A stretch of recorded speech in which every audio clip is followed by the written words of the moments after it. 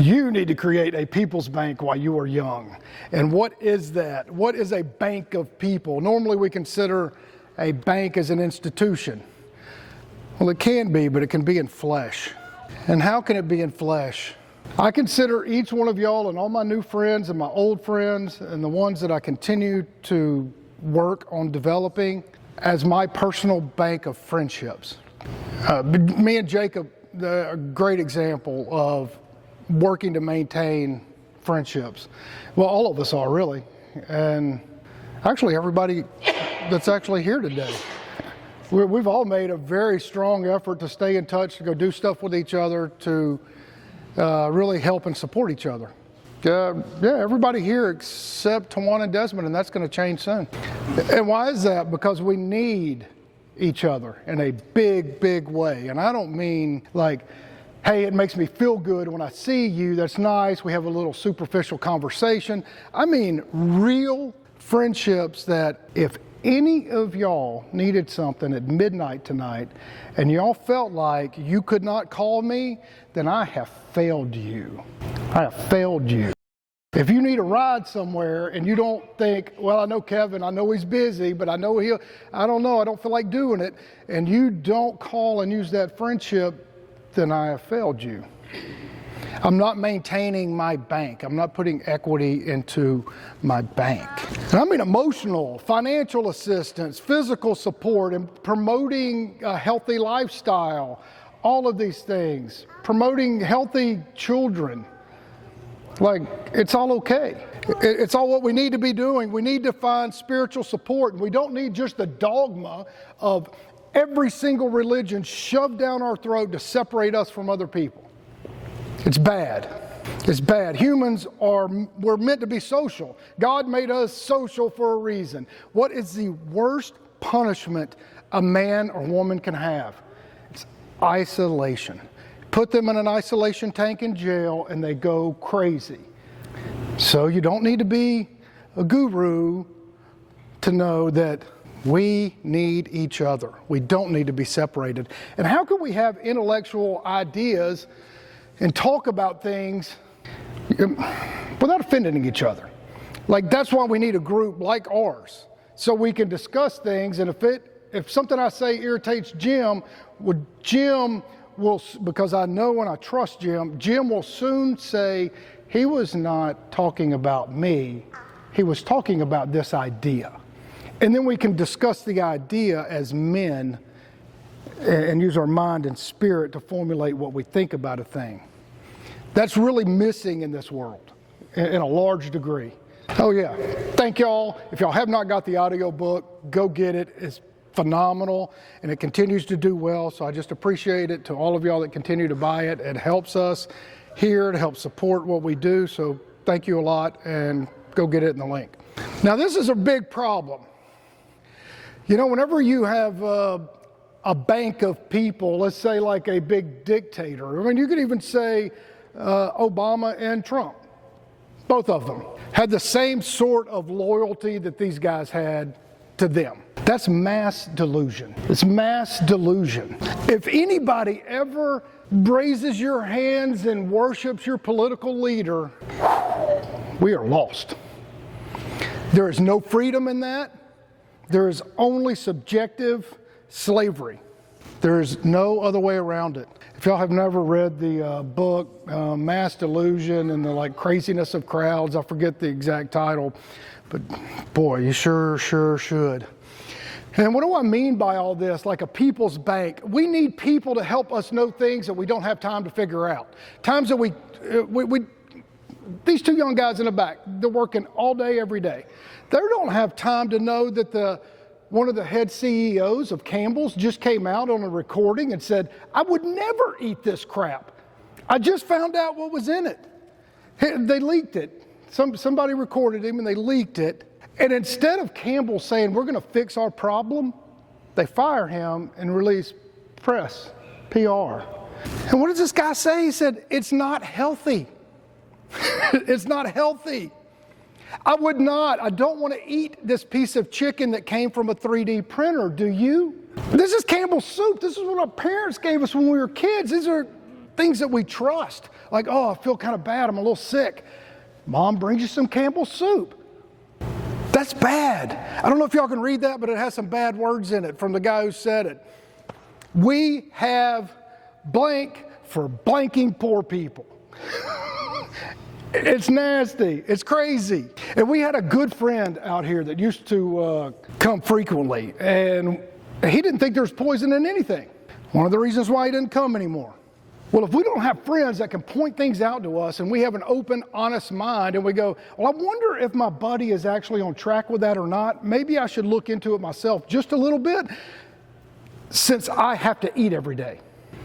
If I have to eat and my buddy's telling me, hey, you know, most things are killing you, like they're cutting our life shorter and shorter.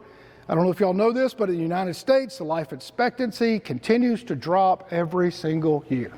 Why is that? Why? Is it because we get too offended? We can't talk about the idea of something happening, that we take it personal, like our buddy that used to come out here? Well, it's poison, pal. It's poison. And the CEOs of the most trusted labels came out and said it. I don't think God wants us to be eating poison. I don't know. I don't think that's true. I don't think so. If I'm wrong, somebody tell me.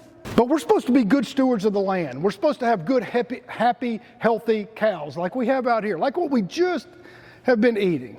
We don't have to trust. That's what the people's bank is. It's having a community of people where we can actually take the time to grow our own food together and participate and have it at a reasonable cost instead of everybody. Going to the grocery store, I see more and more social media posts about, I can't afford to go to the grocery store anymore. Well, hell, we can all grow our food together like we do here, and it's pretty damn cheap. You don't even have to go to the grocery store primarily. You don't have to. And as you at home, more and more of you come out, we can do more of these things. We need trusted people. We need a bank. We need a bank we can pull from. There's some really, really dark forces out there that make a lot of people blindfolded. Like a lot. Brainwashing in schools, have you ever thought about it? Why do you go to school? What do they do? I don't know. Henry Ford, the Ford Foundation, and Carnegie and all these guys at the turn of the 1900s. We have to figure out how to make better employees.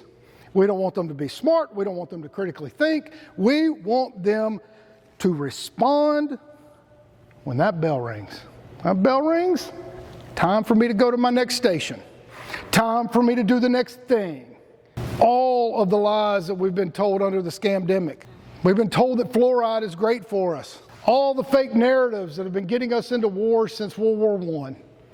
And more scary, the digital ID and the social credit scores that are upon us right now. Like right now, we need a bank of people to help protect each other from these things. If we don't, we're all bankrupt. And I don't mean financially, I mean in every possible way bankrupt. Permission for anything. I don't know if y'all know Richard Dawkins. He's a pretty famous atheist that I don't think he's really an atheist. I think he's dead now. Do not indoctrinate your children. Teach them how to think for themselves, how to evaluate evidence, and how to disagree with you. Well, in schools, you have to have permission for everything. You teach kids how to obey authority. You teach them to obey authority so they will never question anything or anybody, particularly the government and your bosses. You suppress your child's energy. You know, like, he's fine. Like, nobody is suppressing him. He wants to be by his dad. He's playing a game. If he wanted to go run around, fine. Nobody's going to stop him. But you go to school. You go sit there. You learn how to not meditate, not feel your own emotions, but you learn how to sit there like an obedient slave.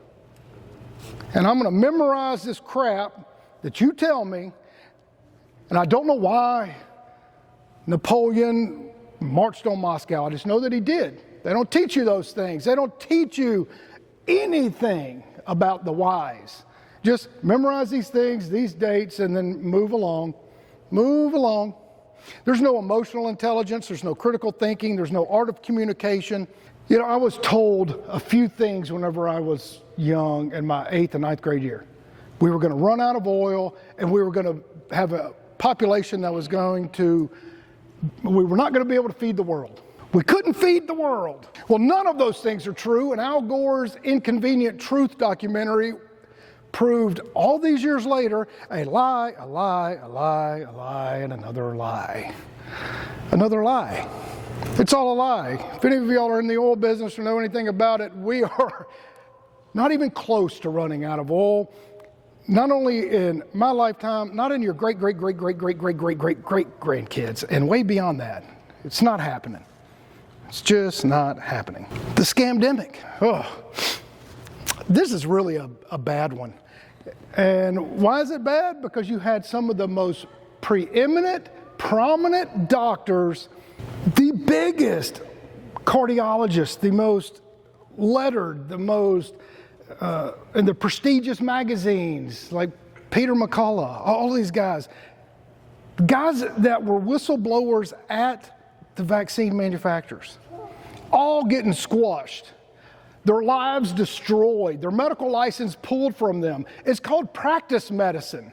In order to practice medicine, you have to search and find the truth. You know, like when they said, oh, the science is proven, it's settled. There is no such thing as settled science. Never. It's never settled. And wouldn't it be a great business model to say, every one of y'all have to have this thing I'm selling? You have to buy it. And if it hurts you, you can't sue me. Can't touch me. But you know why we go along with that? Because we were brainwashed to get up when that bell rings. Let's get up and go run and do what the authority says. We cannot question anything. We have no control of our emotions, and nobody's taught us how. Can't socialize. What were we saying a little bit ago? We need to socialize. It makes you crazy if you don't.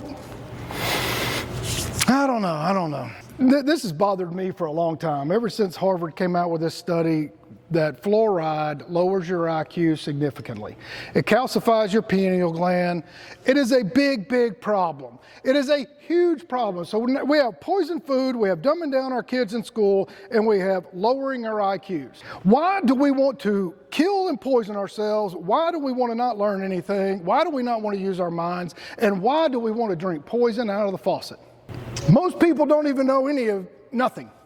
They don't know that every time you drink that fluoride, it is outlawed in almost every country in the world except for here. And why is that? Why don't we do all these things? Why aren't we allowing these things to happen? Does God want us to be suppressed and just be an ostrich and put our head in the sand? I am telling you no, which is a reason why I am standing up to you, sir, Mr. Flowers, and I know you're watching this. I will never back down from you, ever. Why do we do these things? Why? I know that my dentist, which is a really good guy, and I really loved him, he said, well, you know, the Dental Association said that we need fluoride. It's good for us. I asked him a question. I said, people drink different amounts of water every day. And people have different sizes. Some people are tall, short, big, skinny. Is it right as a doctor, as a physician, to give somebody, here's your medicine, take it in whatever quantity you want. You can have as much of that medicine as you want or as little as you want. Just make sure you drink a bunch, as much as you need. That's insane. And most people don't know that most fluoride is an industrial waste. It was a real cheap way for big industry to get rid of their fluoride. And plus it helped make people a little bit more crazy. Most people my age or a little bit older knew somebody in Vietnam. Most of us either had a family member that went to college or had a kid or whatever they had to do to kind of get out of that, or they actually went. Well, if y'all have never seen Robert McNamara, he was the Secretary of Defense during that time. He did an interview shortly before he died. Remember, he says openly, Gulf of Tonkin was a lie. The whole reasons why we were there was just a lie. We were there to save face primarily. But that's okay. You know, it's a lie. We're selling a lot of, helicopters and arms and, 50,000, 58,000 boys have to die that are U.S. citizens. And, who cares about the Vietnamese? We don't know them. They're in another country. Those are weirdo people. Who cares if we kill them? And oil. In Iraq, no, we're there for weapons of mass destruction. Well, all these guys have openly stated and openly written about and openly, you can find out of their own words, whether it's Bush, Cheney, Henry Kissinger, all these people, we are war criminals. A lot of countries these guys could not go to. Henry Kissinger did not go to several countries because they would have locked him up. But we're patriotic, and we should be patriotic. We should love the ideas of America, freedom, liberty, standing up. But only 3% of people stood up for the revolution. Only 3. Do you understand that? 3 men out of every 100 thought it was so important to protect their freedom. I think the number would be even less today, unfortunately.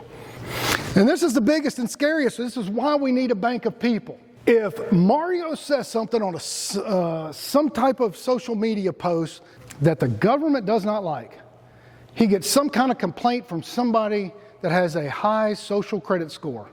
Now Mario can't get his driver's license.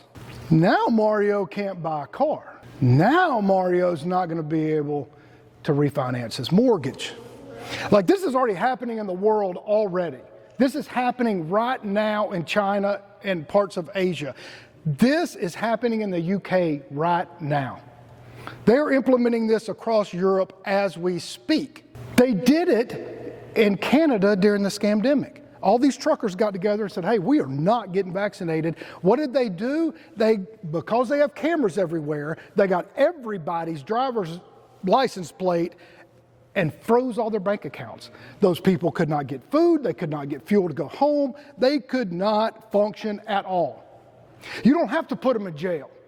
You have a digital ID, you shut everything off. What are you going to do? Who am I going to go to? I'm just standing alone. I'm just standing here alone. Do you have a bank of people you can call? You have a bank of people you trust. That's coming here fast. You want to have a cheat day on your diet, but the doctor says you have high cholesterol? No, sir. You're not getting that pizza. No, it's already happening in the world. And if you don't have friends, your bank of people talking and bringing these ideas to the forefront of your mind, we continue to get what we continue to get. We get more war, we get more government suppression, we get more suppressed and oppressed religious organizations of peace and love like we have here. That's what we get. You either go along with the government narrative or they destroy you. And that's what I was talking about a second ago, where they just froze all their accounts. This is happening everywhere.